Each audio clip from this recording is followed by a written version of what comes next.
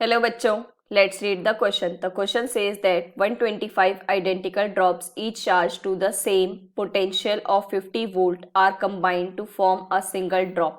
The potential of the new drop will be 50 volt, 250 volt, 500 volt, 1250 volt. तो देखो बच्चों, सबसे पहले की कंसेप्ट है हमारे पास that is equipotential surface capacitance resistance charge potential and volume. तो देखो बच्चों यहाँ पे क्या है 125 सिमिलर टाइप की ड्रॉप्स है।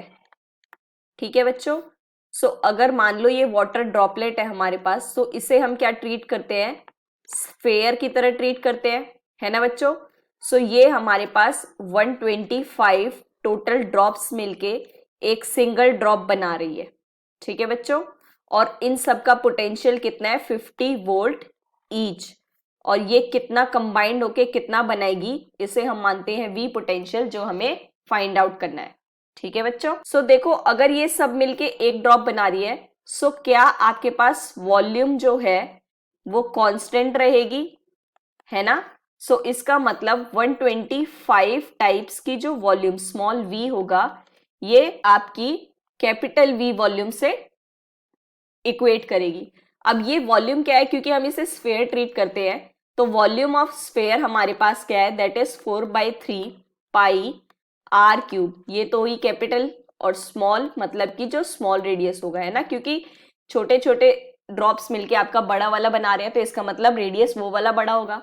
ठीक है, सो देखो ये कितना होगा 125 और ये होगा 4/3 pi are cube is equals to 4/3 pi capital R cube. ठीक है बच्चों, सो अब देखो ये 4/3 पाई, ये तो सेम है, ये कैंसिल हो गया। सो अब जो कैपिटल आर है, अब इसका अगर हम क्यूब रूट करेंगे तो ये कितना आएगा आपके पास 5r। सो इसका मतलब 5 टाइम्स इसका रेडियस इतने साइज में है। ठीक है, अब ये तो है रेडियस। अब ये देखो कि अगर ये आपके पास पोटेंशियल कुछ एग्जिस्ट कर रहा है, तो इसमें रेजिस्टेंस और कैपेसिटेंस की टर्म्स में होगा।